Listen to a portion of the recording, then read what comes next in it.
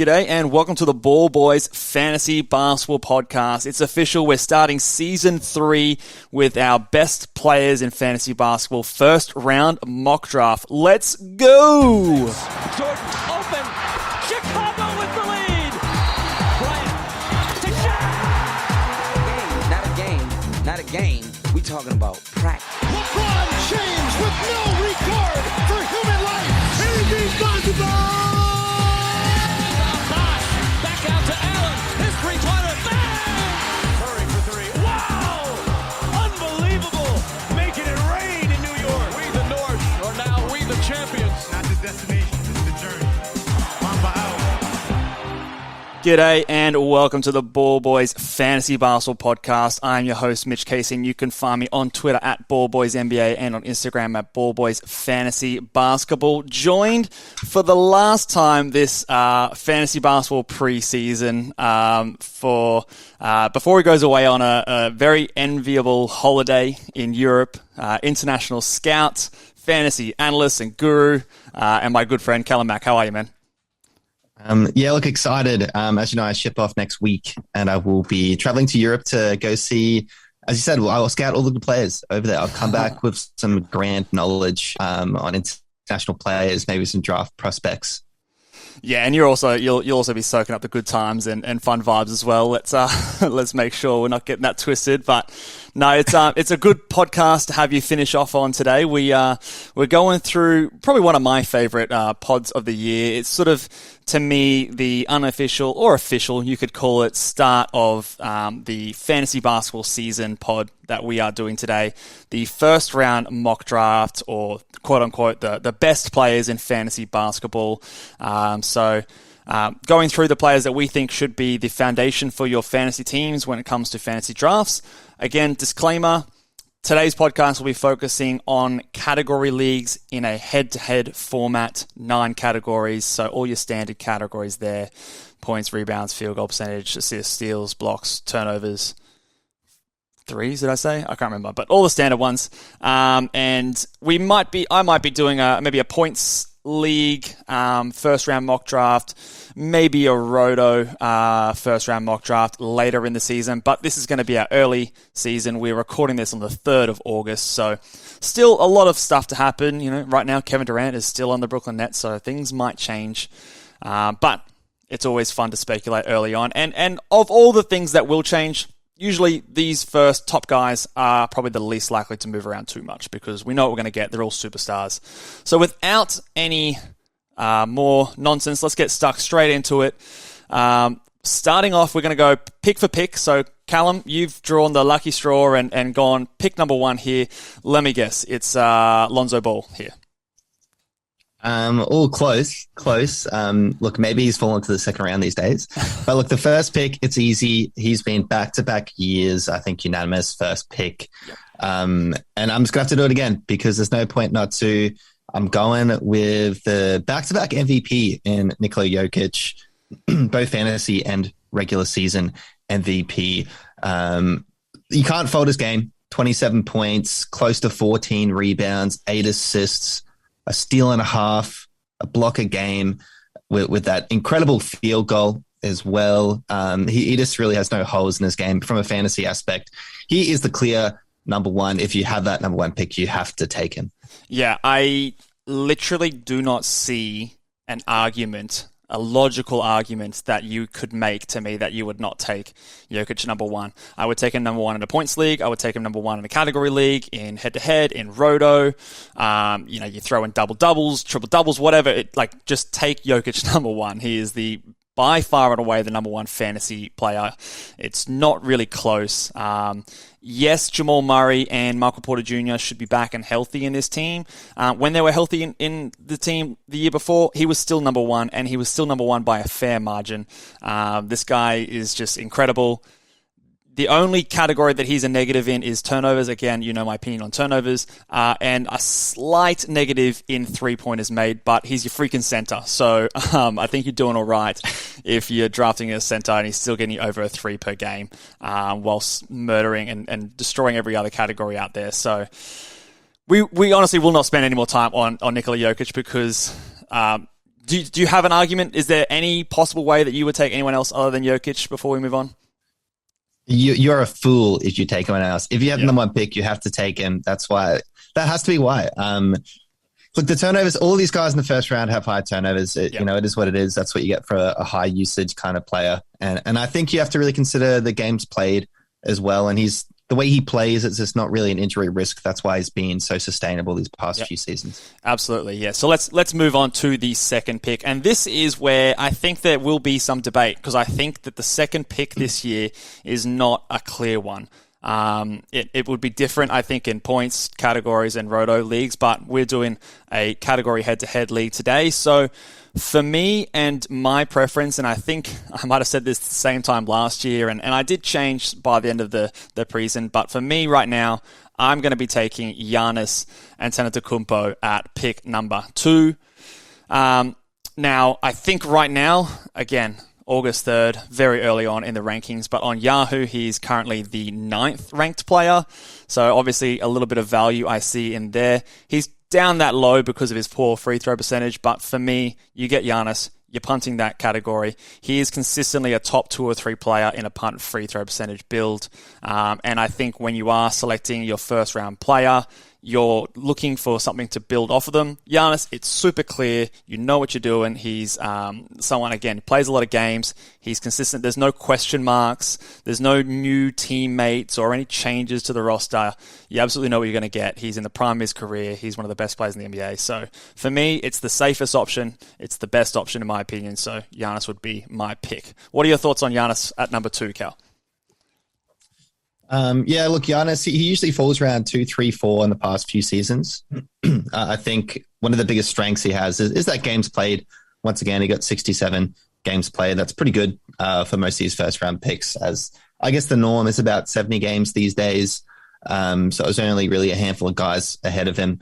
And even that's probably a down season in terms of games played for him as well. So he's really reliable on that end. In terms of punt, it's such a clear punt free throw build, and you know what you're building from the get-go, which also makes the rest of your picks a bit easier. Once you kind of lock in from the get-go, this is what you're punting, so that kind of can make a strategy a bit easier in the later rounds. Yeah, 100%. Would you be picking him at pick 2? I know obviously I've made the selection there, but do you have him as your second guy, or do you have someone else different? I'd flip a coin between him and another player who I guess okay. I'll get into the next pick. But I think, look, number 2, I am totally happy with him falling at that position. It's 2 or 3 for me for Giannis. What would you say to those who are maybe a little bit less keen on punting? I think one of the criticisms that, I wouldn't say criticisms, but comments that we get a lot on our channel and our podcast is that maybe we're a bit too punt enthusiastic. Now, obviously, if I'm doing a roto draft, I probably wouldn't draft Giannis this high because I'm trying to be a bit more balanced in my approach. But for me, in a head-to-head league, if you want to be good and you want to be, especially if you're in a competitive league, it's really hard to be really good at every category.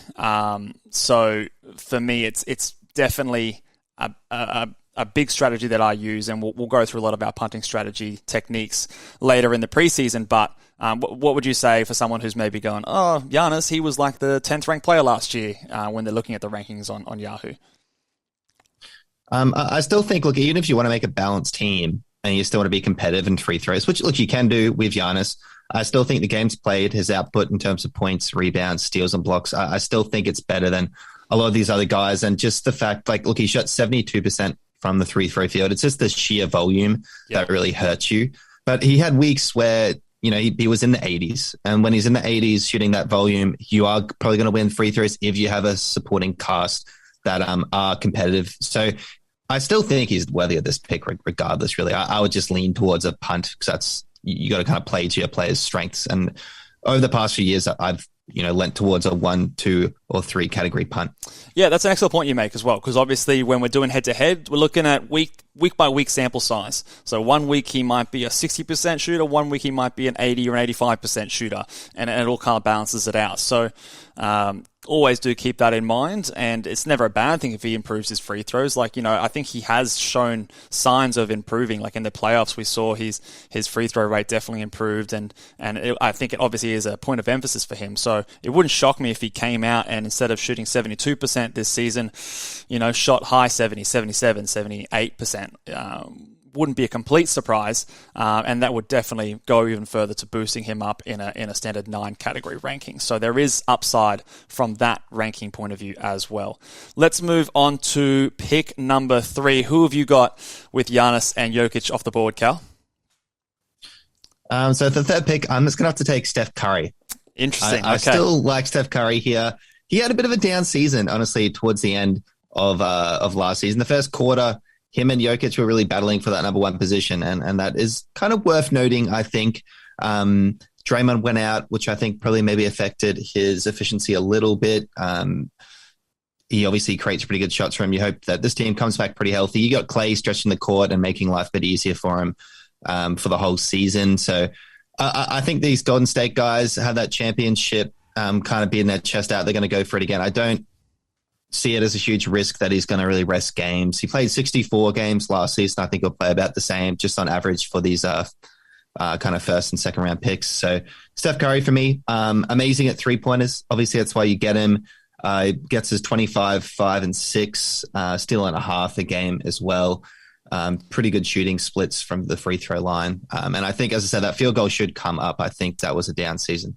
Yeah, so it was actually the first time in his career that Steph Curry shot under 40% from 3 last year, which is kind of crazy to think about it. Like, I know we all knew that he was having a down season, but until I dug into the stats recently, I didn't realize that he was under 40%, which is, very surprising for Steph Curry. So I definitely would expect to see that have a bit of positive regression and improve, and I think his field goal percentage will improve as well. Maybe he scores a few more points. I'm probably a little bit lower on Steph than you. I think there are some concerns that when we break down his stats, like even, I think it was after the All-Star game last year, his percentages came back up. I think he was back to averaging close to 50% per game. He still wasn't ranked that highly. I think I've got the stats here. After the All-Star game, he was ranked 19th in the league in fantasy hoops. So he definitely dropped off after a red-hot start to the season. And it wasn't all because of poor shooting. I think there was some... there was a slight reduction in usage, I think, once Clay came back, and there's a bit of management in terms of his minutes sort of starting to trend down as the season went further on. So I have him a little bit further back down in the rankings. Also, just a little bit wary of his age, the amount of games this man's played in the last several seasons. I think that there's just a few other guys that I feel a little bit safer, and I'm not too concerned. Look, he could come out and be the second-ranked player if he continues what he started last season with, but I'd almost be surprised if that were to happen at this stage. And I think I've said this before as well.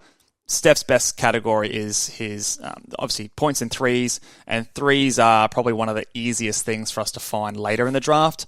Yes, you're not going to get them at 5 a game like Steph does, but it is something that if it's your biggest contributor, I kind of weigh it down a little bit more compared to some of the other guys around him. So for me, he's more of a mid-first round guy, maybe even mid to late with some of the other guys that I'm a bit excited for. But I can definitely see him going as high as this in some drafts. Right now, he's 6th ranked on Yahoo at the moment. So interesting that you've got him up there, and I've got him a bit further back. Let's move on to pick number 4. Now, here is where, again, this kind of point in the draft, I'm not really loving early in the draft this year. I don't know. There's a few guys that jump out to me. There's a few risks that I'm not sure I'm willing to take. I am more and more confident with this guy. Some other guys might not feel comfortable taking this guy this high, but I'm going to be taking Joel Embiid here. And I probably would have taken him at pick 3 ahead of Steph as well. Now, we hear Joel Embiid's name and we instantly think injury prone. We think, oh no, knees and load management and all these sort of things. But quietly, Joel Embiid has been putting together some really good seasons. And I actually think over the last 4 years, he's averaged at least 70% of the amount of games available, which in today's NBA is actually not a bad mark. A lot of players have been out with COVID and injuries and things like that. So taking all that into consideration, he's actually been somewhat durable. And on a per-game basis, he was the third-ranked player last season. The only other guy ahead of him was Jokic and Kevin Durant, who we might speak about later. I'd be more willing to trust Joel Embiid over a Kevin Durant at this stage in their careers. So for me, Embiid is pick number 4. What are your thoughts on Joel this season? Yep. I had him at this position as well Cool. for Joel. Yeah, you're right. He's played 68 games last season. I think that's pretty good, and he's been pretty reliable now. He's still clearly that number one offensive option with Harden. James Harden, I guess that experiment and how they work together isn't completely done, but Joel's definitely got the keys. He's the guy. He's going to get your blocks, the field goals, pretty solid. He, in terms of assists, for a big guy that gives you about 4.5 assists a game, that's pretty damn good. He's just an all-rounder. Everything you expect from a first-round pick. And look, I had him last season. I went for the Twin Towers where I had Joel at about the 8th or 9th pick, and on the turn I got Anthony Davis. Unfortunately, my downfall was Anthony Davis. He only played half of his games, 41 in total, as opposed to Joel honestly carried me week after week. So I was very, very thankful to have him on my team and carry me into the playoffs itself. But I got knocked out in the first round, just like the 76ers. Yeah, well, not having your second pick is pretty hard to recover from when it comes to fantasy playoffs. But so obviously there will always be some risks when it comes to Embiid, but I think there always will be risks with any player, you know. Last season, Damian Lillard, when we were drafting, was supposed to be Mr. Durable, and obviously we know what happened to him. A couple of years ago, Karl Anthony Towns was the Iron Man. He never missed a game, and then he fell over and broke his wrist. So these things can happen. You know, we do our best to try and account for them, but you can't really determine if someone's going to get injured or when they're going to get injured. So I think some people might be scared off by Embiid, but I say go strong. I have him at number 3 on my overall rankings, drafting him 4th here, and I'm very happy to do so. He is maybe a tough one to build around. Punt strategy-wise, punting steals as his worst categories is sometimes a tough one. You could also go just with the punting assist options. I do see with a full season next to Harden, maybe his assists drop a little bit. They'll still be decent for a center, but by no means a strength. Or like a Jokic, you could go with a punt threes. But again, a 3.5 from your center is pretty decent. So you've got a few options depending on who comes back to you in round 2. Let's go on to where we're up to pick number 5. Who have you got at 5, Cal? All right, pick number 5. I'm gonna go Trae Young here. Yeah. I don't know where you had him on your list, but this is another interesting Trae Young one for me yeah. proved himself last season. 28.5 points, almost 10 assists. I mean, like that's pretty damn crazy. The 3-pointers are there as well.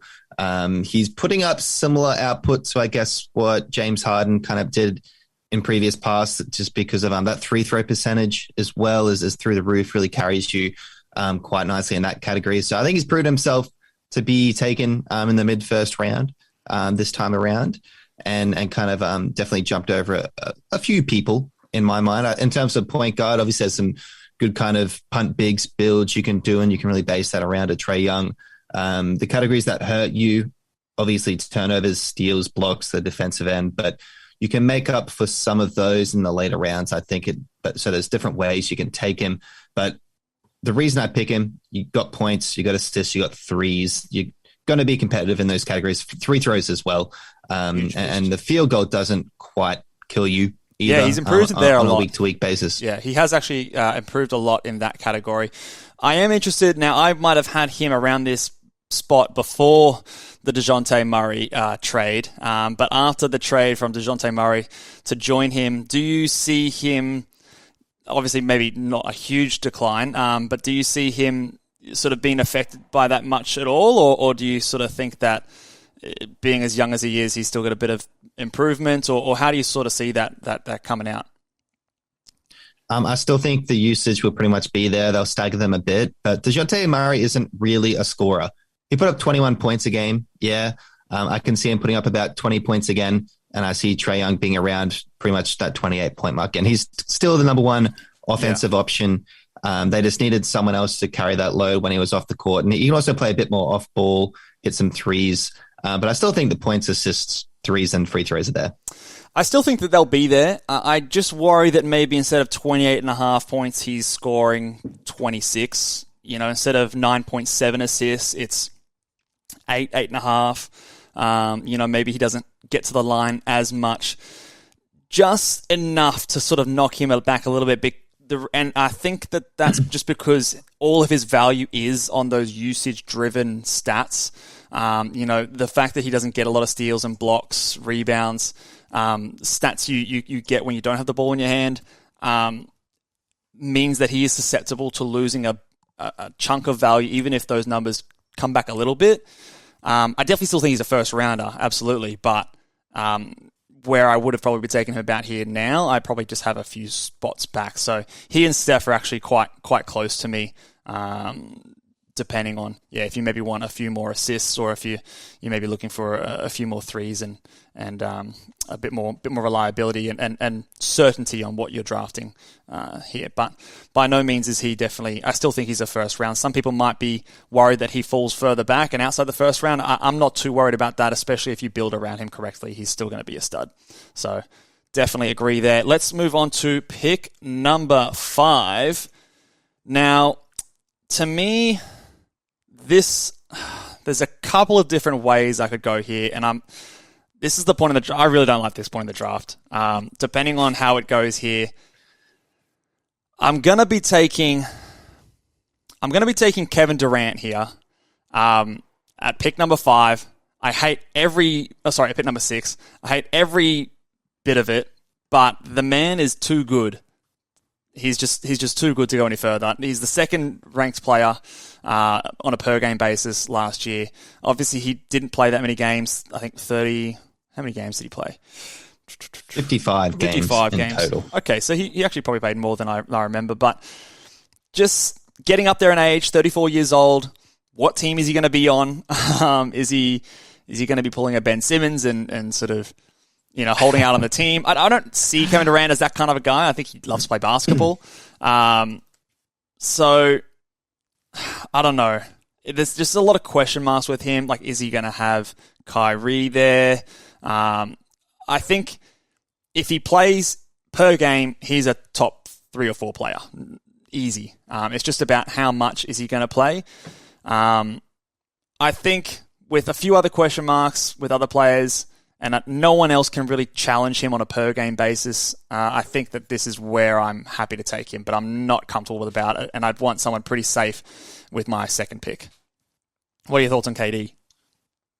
I think, some of his stats were inflated a bit last season because of the Kyrie Irving effect of him only playing 29 games. And on top of that, you had James Harden, who still had his hamstring injuries and was really just letting Kevin Durant run wild on offense. He played a few games even without James Harden there. So I would take that into account a little bit, especially on the scoring end. He is a guy that can put up 30. That's what he did last season. But this team is a bit different now. It is sneaky deep as well. The next pick was between to factor into Kevin Durant or potentially a safer pick. There's a bit of a gamble there. In terms of games played and how that whole team works out. But I still think he should deserve to be a mid-first rounder. Would he be in I think last season he fell towards the back end or maybe a pretty early second-round pick from the injury kind of concerns. But he's kind of proven that, he still is obviously a bit of a baller, isn't he? Are we surprised? Yeah, he's obviously one of the best players in the NBA last year. We do have to factor in he was coming off an Achilles last year, so it was his first year coming back from a major injury. Said to be the career killer, and obviously he still balled out. I will say though that in the last half of the season, or even after the All-Star break, let's say, he still put up 31 points. 2.5 threes, 7.5 rebounds, 7.5 assists, a steal, a block, 50%, and 93% free throws. And that was with Kyrie Irving back in the team at that point. There was no James Harden at that point, and Ben Simmons obviously didn't play. So maybe it's more the fact that Ben Simmons comes in, maybe takes a few of those steals and rebounds off him. potentially you could see that. And in that time, he was averaging 38.5 minutes. So that's a lot of minutes. I would definitely expect that to come down. So I do see his stats regressing a little bit. But in saying that, the previous seasons, in 2021, he was the 7th ranked player. 18-19, he was 8th. 17-18, he was 4th, and that was on the Warriors. So this man is just a walking fantasy beast, no matter who he's playing with. So no matter where he goes as well, he's going to be a great player. There are risks associated, though. So I could be talked out of going him and maybe going a safer option, which I'm sure we're going to bring up in a second. But at this stage, on August 3rd, I've got Kevin Durant in this spot in the draft, but I don't feel good about it. Who have you got pick number 7? All right, pick number 7. I think it's a safer pick, similar pick. I'm going to go with Jason Tatum. Yeah. Surprised you didn't pick him being the Celtics guy, but he was close. Jason Tatum, he's pretty much a Kevin Durant light. The field goal isn't quite there, but the durability is. That's why you get him. That's why he played 76 games. I think it's been a few seasons now where he's, in terms of first round picks, he's really been up there, maybe a top 3 in terms of games played, which really does help your team. And he's probably like the safest guy left on the board. I mean, yeah, look, they added Brogdon, they added Gallinari, but that's really just to come off the bench. Jason Tatum is still 100% their number one option and will be moving forward. They've got a bit of a, they've made the finals. They got a bit of an ego to themselves. I think they're going to ball out, go for the number 1 seed, and they will play him minutes. And there's no reason to rest him. He's in his prime. He's about 26 years old or so.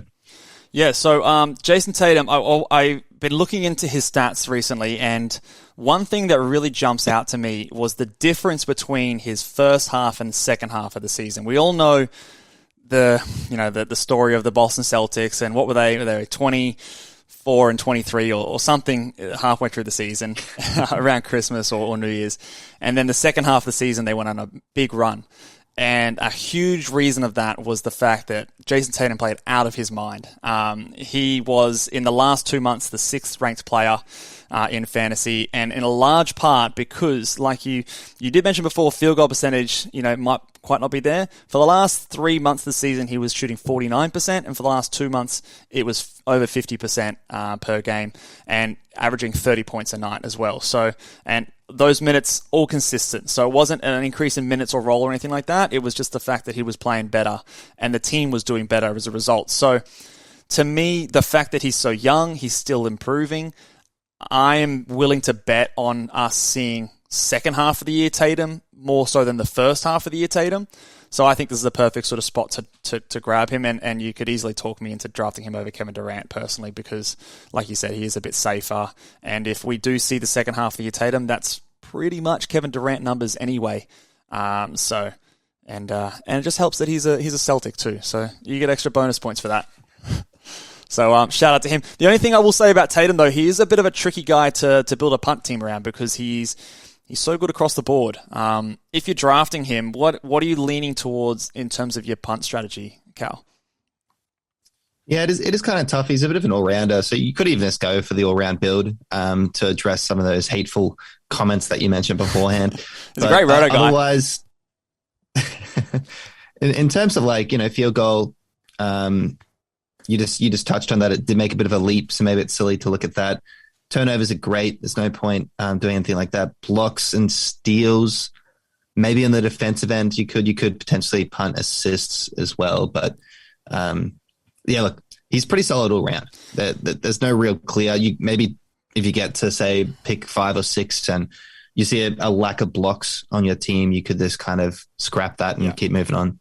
That's where I'd probably go. I'd probably punt the blocks category and being a power forward eligible player. I think if you're averaging still half a block per game, which is probably on par with some point guards. I think who averages half a block? I think does Steph average half a block a game? There's a lot of guys that are point guard eligible. Steph he had put up 0.4 blocks a game last season. So similar blocks to a Steph or a Kyrie Irving or a James Harden, averaging less than those last two guys. So when he's your power forward, I think that probably means to me that maybe that's sort of the category you look at. But like you said, you can keep your options open if there's clear value staring you in the face in the later rounds. So there's a bit of a bonus there. All right, moving on. What pick was that? That was pick 7, if I'm correct. Moving on to that's correct. Odd numbers. Yeah, okay. So pick number 8. All right, here's another fun guy to draft, and I am going to be drafting Luka Doncic at pick number 8. Luka Magic. You get a lot of two sides for Luka. People love him, or people aren't a fan of him because his numbers in fantasy are so polarizing. He's obviously got the issues with some of the percentages and turnovers and things like that. In a points league, he gets drafted much higher than this. He's a top 3 guy in a points league. So in a category head-to-head league, I kind of feel like he slots somewhere in the middle because you can punt those categories, but you still have to take that into consideration. Obviously, Luka, you're going to get lots of big points, lots of big rebounds for a point guard, huge assists. The threes are going to be there in volume. We actually have seen his field goal percentage, slowly creep up, so it's less of a negative, something you can definitely deal with now. The free throws still a drag to his value and turnovers. So for me, he's another punt free throw guy like a Giannis, but maybe you don't have to punt the threes. So it's a little bit of a differentiator between those teams there. But probably need to boost up that field goal as well. So I'm happy with him around this point in the draft. And again, someone I'm pretty happy and pretty safe with the games played and consistency. And we know he's going to be good whenever he's out in the court. So happy to draft Luka here. Would you have him higher, lower, same? It's between him and my next pick. They're similar players. So okay. We'll get into that. But Luka Doncic, it's hard to say no to a guy put up 28.5, 9 rebounds, 9 assists. His steals even went up to 1.2, which is kind of reasonable-ish to keep you competitive there as well. He did take a bit of a leap, I think, from last season, but just those raw points, rebounds, and assists. The assists are so hard to come by as well. 8.7. It's pretty elite. The points are awesome. So no Bronson. He can be hard to build around. I'd be meaning to give it a go. Maybe this year's the year. Depends where I land on draft day. But I'm looking forward to giving him a go. He's 65 games played. So I think in terms of that's, as I said, where most guys are this season, between 65 and 70 is probably good output. Anything over 70, you're pretty spoiled in today's NBA. So I think it's a good way for him to fall. Yeah, he's young. Like he could still easily get. I mean, it seems like Luka's been around for so long now because he's been so good from as soon as he started in the NBA. But he's 23 years old. Like he's going to get better. He's maybe that free throw percentage improves. Maybe the field goal percentage still slowly climbs. And when I'm looking at guys who are younger, I'm more confident in their bodies holding up for longer in the NBA season than I am the older guys. So I do sort of use it as a bit of a tiebreaker. So let's go on to pick number 9. Who have you got at pick number 9? You said you were tossing up him and Luka. I think I know who it is.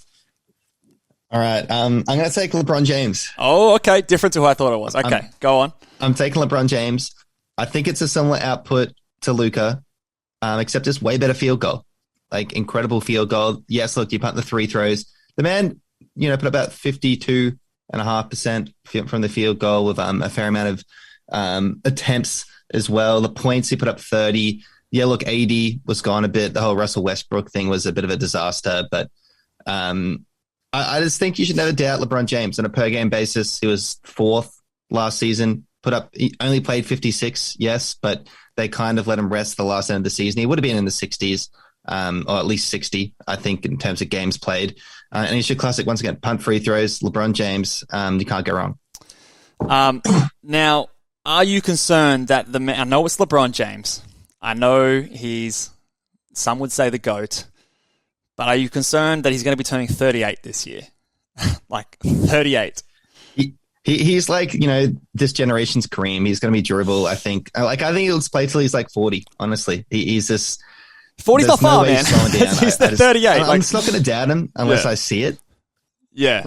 I think for me, the fact that we have seen a few injuries creep into LeBron's game the last couple of seasons, it's enough of a red flag for me to push him back a little bit behind these guys.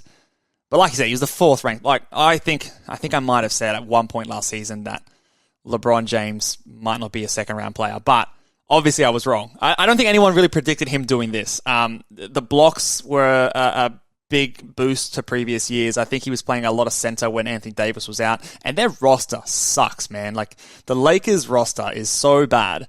LeBron has to do a lot. And he has to play a lot of minutes. It hasn't really gotten any better. You're just obviously banking on AD playing again. Yeah. So look, yeah, he basically doubled his blocks from the previous year, 0.6 to 1.1. So, I don't know, those blocks come back down to 0.6. Do the points come back down to 27? You know, everything just seemed a bit higher except for assists last year. You know, and maybe the assists come back up if they're not playing Russ, but if they are playing Russ, I don't see them coming back up. I don't see any further upside from this point. I only see downside, so I'm willing to let someone else grab him while I get someone who maybe has a chance to be a bit better. But that's just me. All right, well, I'm intrigued to know your next pick now. Well, my next pick is who I thought you were going to go. And it's funny, we were just talking about old men and you know, people getting injured the last couple seasons, and I feel like this guy kind of does fit that bill a little bit as well. But my next pick here is going to be James Harden, who obviously slowed down a little bit last year, traded to the Philadelphia 76ers from the Brooklyn Nets. In my mind, before I started doing a lot of research recently, we kind of thought that James Harden fell off a fair bit. He still was the 12th ranked player last season in 9 category leagues. That's including his field goal percentage and turnovers, which are both huge drags.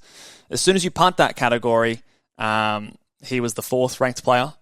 And yes, he's going to be, frustrating at times. I think obviously he's still getting adjusted to working with Embiid. He is a bit older, so he's now going to be 33 this year. I'm still confident, though, that James Harden is an excellent fantasy player. He's going to give you huge boosts to assists. I think he's going to out-assist Trae Young. I think he's going to be a bigger boost to your free throw percentage than a Trae Young. He's going to have more rebounds. So, to me, I kind of view him the same way that you were viewing Trae Young, maybe with a little bit less scoring, which is the biggest thing. Now, I'm moving more towards my punt point strategy, so maybe this is the guy that we go with in a punt point strategy, a little bit different because he's a lot of threes and free throw percentage, a bit different to your traditional punt points. But when you compare him to these other guys, he's not going to be scoring as much, but those huge boosts in assists, rebounds, blocks, steals, blocks less so, but from your point guard, 0.6 is still pretty good. So I still think that James Harden is absolutely a first-round pick.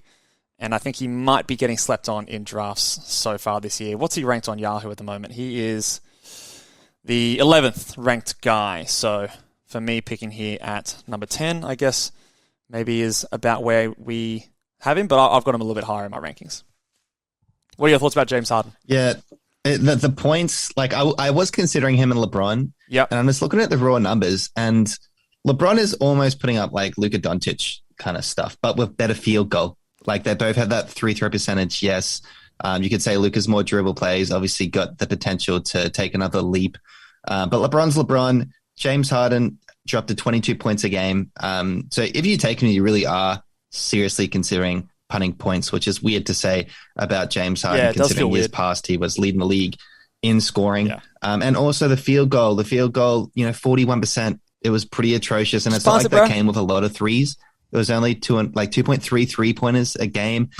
When you get him, it's really just a carry in 2 categories, and that's assist, which is a huge carry, yes, and then also free throw percentage. So if those are, you're going for like a 4-punt kind of strategy, then maybe it's something you look into. But I just think the net positive of LeBron in so many categories, if you were to compare them, I think it kind of outweighs what you do with James. James is a bit harder to build at this point in his career, personally.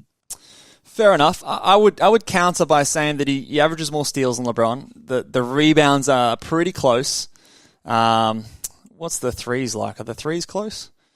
Yeah, threes I'd say are pretty close. So, yeah, I think... Would you believe LeBron put up more 3-pointers? Put up more threes, yeah. It's a good point. James's 2.3. I could easily see that almost flipping next year, though. I mean... Or at least being closer, both 2.5 per game. I don't know. I just feel 3 or 4 years younger. I know LeBron is LeBron. I I guess it just comes down. James has been on the decline though, which is also a bit of a flag for me. He's been on the decline. Yeah, you could say. I guess you've been buying the stock of skinny James Harden all over social media. Hey, mate, he's looking trim. He's looking trim. He's finally happy. Man, I don't know. Last year, we had the fat James Harden, so now it's going to be different. I don't know how much stock to put in that, but there might be something. I just think that James Harden is, with all that said and done, he was still the 12th ranked player last year. And I feel like there's still upside to that. And I guess it might just come down to, do you prefer punting field goal percentage or do you prefer punting free throw percentage? Because in both of those builds, those guys I think are going to be ranked fairly similar to your team. So which way you prefer to go would maybe determine that for me. But for me personally, I've got James a little higher. All right, so that was me at pick number 10 with James Harden. Who have you got for your final pick in this first round, Cal? So pick 11, I think he's just kind of fallen here, and I'm pretty comfortable taking him just because the 12th pick is pretty tough. I'm intrigued to see what you come up with, but I'm just going to take Karl Anthony Towns here. Yeah, he was my next ranked guy. With a little bit of a concern to the whole, I don't know how the Rudy Gobert thing is all going to work. Maybe Karl Anthony Towns is on the perimeter a bit more, and does that affect his blocks? He only had 1.1 blocks a game to begin with. But look, the points will be there. The 3-pointers will be there for a big man.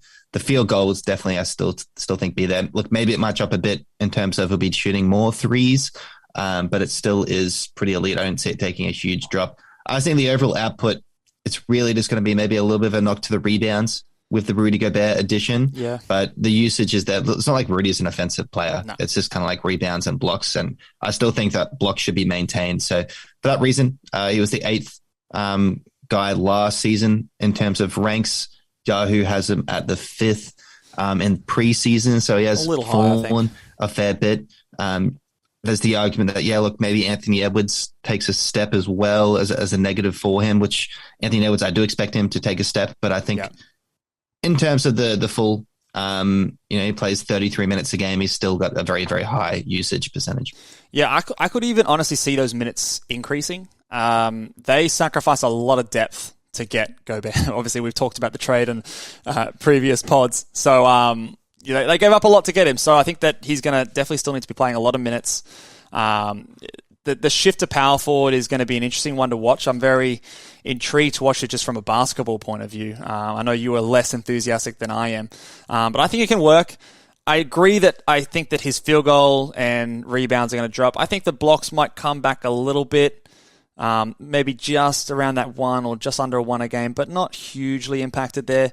I do think the threes will come up, and I can also see the assists rising a little bit. I think he averaged over 4.5 assists, or about 4.5 assists in the 2 seasons prior, dropped down to 3.5 last year with a couple of their secondary ball handlers going.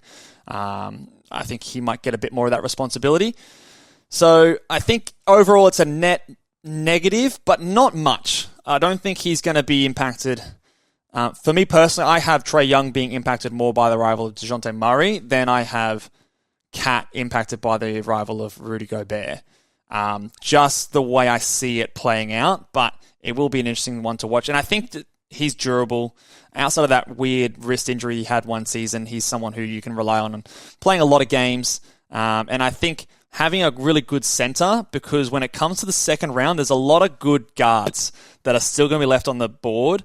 If I can lock away my center in that first round, if I'm ever toying between two guys that are like one's a guard, one's a big, I think I'm going to lean the big because there's a lot of, as we're going to go through in our honourable mentions in a second, there's a lot of point guards that I think are going to be in that early second, mid-second round, which you could very nicely pair with Cat and start your draft off really well. So I agree with your ranking, and he was my next highest guy that hadn't been drafted.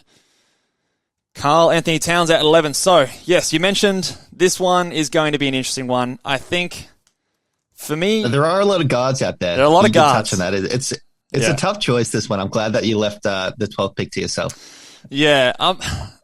The guy I'm going to go here... now, looking at the rankings, it may not be as much of a surprise. I'm surprised to see he is ranked as high as he is on Yahoo so far. But the guy I'm going to go here is... the ball boy himself, LaMelo Ball. I'm all aboard the ball, the LaMelo Ball hype train this season. I feel like there's always a ball boy that I'm pretty hyped on. So, but I know I'm big on LaMelo Ball this year. He is only 21 still.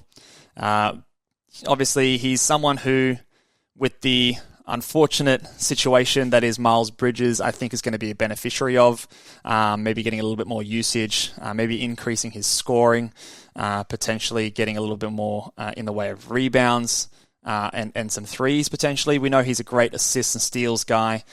The field goal percentage, obviously, it's not ideal, but someone like a James Harden or whatever, you can just punt that category and just deal with everything else coming back the other way. It's an easy kind of build to sort of start the draft with, and I think he only averaged 32 minutes a game last year, so I could easily see that going up 2 or 3 minutes a game, and even in that 32 minutes a night, he was the 21st ranked player. In a punt field goal percentage, he was the 12th ranked guy. So even if we see no change in the punt build that I would recommend for LaMelo, he's already hitting this value, and I definitely see some more growth coming his way. So LaMelo Ball is my pick at number 12. What are your thoughts on LaMelo Ball as the co-host of the Ball Boys podcast? Look, I think it could be on most improved player watch. The past few years, they love going to a third-year guy. I think the points should definitely take a bump. He's a guard that can give you good rebounds as well, getting close to 7 there. And the steals are elite. That's something to note. He's really up there in steals. 1.6 steals does make a difference over the course of the season. The free throw percentage is pretty solid. Not a whole lot of attempted, so big improvement don't expect it to necessarily carry you, but it is solid and will definitely contribute to winning that category. But yeah, in terms of the output of points, rebounds, assists, the steals, I would be looking at the punt. Look, you could even consider punting points if you wanted to. If you don't believe that's going to take a big step, but you could punt the field goal. I think is pretty obvious as well. That's probably the two best punt strategies for LaMelo. So right now, LaMelo is 10th ranked on Yahoo's preseason rankings, which I was surprised by. I thought he'd be, ranked as a second round guy, but he's up there. He's fallen in today's draft. Yeah, it was surprisingly, but I do kind of see that maybe like a LeBron or someone might rise, or you've got Anthony Davis a bit further back. Don't know about that, but so he's going to be around the mix. I don't think that he's going to be a secret by any means, but maybe there is a situation, and I would love this to happen, but maybe you get like a James Harden, LaMelo Ball, 12-13, and then, you're off to the races with that build, man. I would love that start to the draft. So, I'm quite comfortable. Would he have been the pick for you at 12? As I said, it was a tough pick for me. I was considering a few guys. I kind of penciled in Damian Lillard. I just think he still probably should be a first round if he's healthy, and apparently he's coming back healthy on a team that it's not like that. CJ's not there anymore as well, so he could. Are we going to be surprised if he's healthy and puts up like 30 points a game?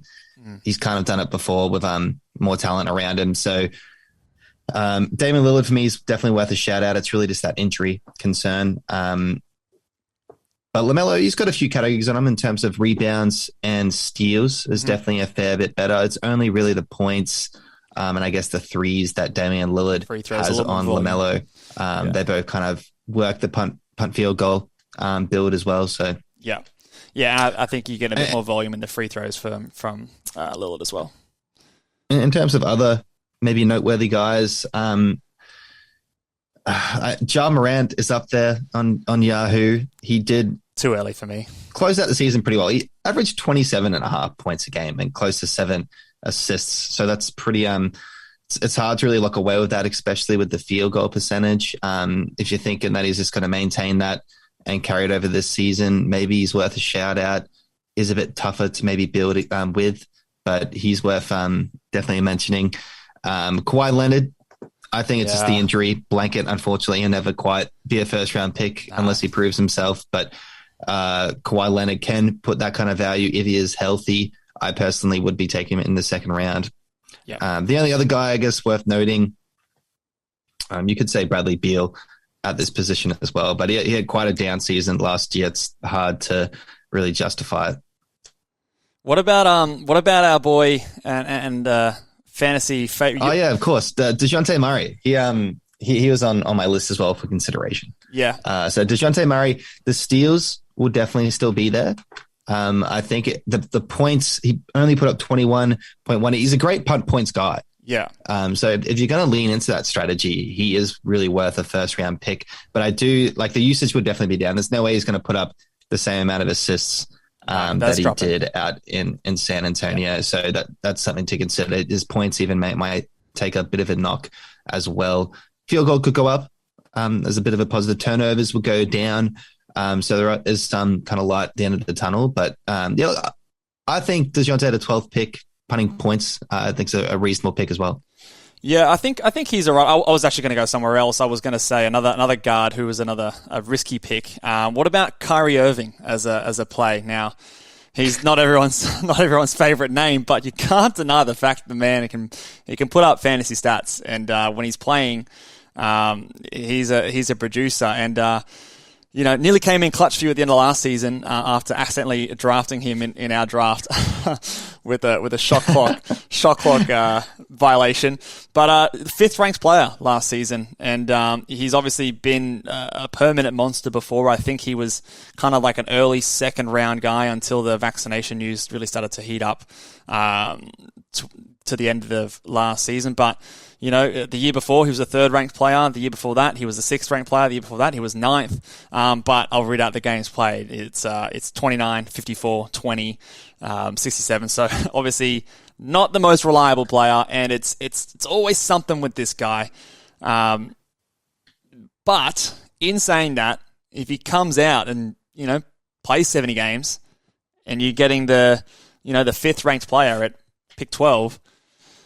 There's something to it. Maybe you compare him with someone who's a bit safer at that point and, go with hedge your bets a little bit. So I definitely do think that Kyrie Irving is worth a monitor, especially, he's in a contract year, I think. He took on he opted in. That was it. He opted into his final year of his contract. So maybe he's playing for a bit of money. The vaccination sort of stuff is all over now. So, Kyrie Irving is someone who I'm definitely looking at. I'll throw one more name, actually two more names your way, Cal. One might hit a bit of a sore spot. I'll start there.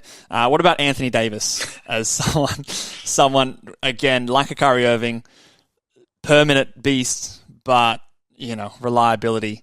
What are your thoughts on Anthony Davis as someone at that point in the draft? Yeah, it's funny that both were on my team last season with Joel Embiid. Yeah. I had three guys that put up, first round value. It's just Anthony Davis and Kyrie were never really healthy. You touched on it. Kyrie came back for the playoffs, which made my team somewhat competitive. Joel he saved and a lot of fantasy teams putting up stats together. So I made a good fight, but Anthony Davis, he burned me bad. And even then the stats, like, it's been a couple years in a row now where the free throw percentage really has taken a dip, and that's something to kind of consider here. 71%, and the season before was a similar kind of stat, and he's put up 6 attempts a game. Like, that does hurt you. He's a punt free throw guy now, basically. The 3-pointers, 0.3 a game. So fantasy-wise, you're really getting him kind of, I guess, for the classic big man stats, which you did note on is hard to come by. The 2.2 blocks is awesome. That really does carry, and that's the main reason he's in, I guess, discussion for a late first round pick. But the health aspects just won't do it for me. Yeah, personally, I do think he's a second round pick. I don't think you can build a team around a player like Anthony Davis, but there does come a point where you go, okay, fuck, you got to take this guy. He's so good. Like, he honestly is so good. He was a number one player for the upside is obviously a championship. If he's healthy and balling out in the playoffs, hypothetically, maybe LeBron goes down with rests a bit towards the end. Anthony Davis, it's his team. There's definitely arguments there. Yeah, so I'd be happy in a punt free throw. You say you got someone like a Luka or a Giannis. They're more durable kind of players. You might be able to take a swing on someone like Anthony Davis. The only other guy that I was going to mention who might still be a bit of a sleeper at this point of the game, but I think he will be rising later in drafts. Tyrese Halliburton is someone I do want to just drop an early mention to, as when he moved over to the Indiana Pacers, we saw a dramatic increase in his value. He was also still really good on Sacramento as well. So, again, maybe suffers a little bit from that not so sexy, doesn't score a lot of points.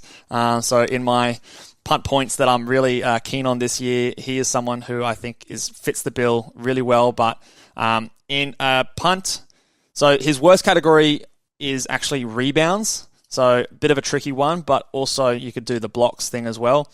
But he was pretty much a top 15 guy after moving to Indiana. And someone who I think might get slept on. I think he's ranked 25th at the moment. No, outside the top 25. Where is he? Yeah, 29th at the moment on Yahoo. So I expect that to change because I think he will gain a little bit of popularity closer to drafts, but maybe not quite first round in my opinion, especially in head-to-head leagues, maybe more so viable in category leagues, but definitely someone who, when I mentioned those string of guards, I think he's right in the mix there as well. Quick thoughts on Tyrese Halliburton before we finish up here, Cal. I'm going to do a guarantee. I'm going to say Halliburton will finish top 3 in assists next season. Top 3. There you go. Heard me. Guarantees. Well, okay. Well, let's hear it right now. Who would you say are the top 3? And I'm probably putting you on the spot a bit here. I think Chris Paul is still there. He did lead the league. DeJounte Murray has fallen off. Trae Young, I think, will be there as well. James Harden. I think he's going to either bump out Trae Young or James Harden. He's going to get top 3. One of those guys are falling, and Tyrese is going to get into that top 3. I could see that. I could see him bumping out Trae personally, with DeJounte coming and taking a few of his assists there. I could definitely see him in the ballpark, and I wouldn't be shocked at all. So I like it. Let me throw that one. He's probably on DeJounte Murray watch in terms of playing on a scrub team. He's just really going to be handed the keys. He'll be able to create any shot he wants, and potentially most improved player award as well. So I think he's definitely a second round pick in my mind. Absolutely. I think the only little red flag might be tanking team. Might get the Shai Gilgeous-Alexander treatment. But you never know. Maybe he didn't do it last year, but sometimes things can change, especially when you're a new fancy toy on a team that just traded for you. Might not want to shut you down straight away. So this year might be different, but we'll see. We'll see how things go. That will do it for us today, guys. If you enjoyed the podcast, make sure you subscribe. Make sure you give us a rating, guys. We are kicking off season 3 of the Ball Boys podcast. Sadly, this is the last podcast for Callum this preseason, but he will be back. He will be gracing us with his presence again once he's back touring the European lands. And we will be doing lots of videos, myself, a few other guests in the preseason. Lots of good stuff coming your way. A few surprises. Still probably can't share anything too major, but I do have some things in the works which I'm very excited about and very keen to share with you guys. But in the meantime, make sure you guys like the video. Cal, any last words before you head off overseas on your holiday for the viewers and all the fantasy folks out there? Look, all I'll say is good luck. Make sure you tune into Mitch's probably pairing podcast, first, second round pairs. That's always a good one that did well. Different punt strategies, ways we're leaning. There's always going to be some news, and these things will change in the future. There could be some more trades. You never really know. But really, when you get into your top kind of 50 guys, that's really where it gets really interesting and how your team evolves from there. So, stay tuned to the Ball Boys. There's some cool stuff to come for sure. Thank you, Cal. All right, so make sure you're liking the video, guys. Give that big thumbs up. Any comments, questions, leave them down in the comments below, and we will see you guys later on in the preseason. Until then, catch you later.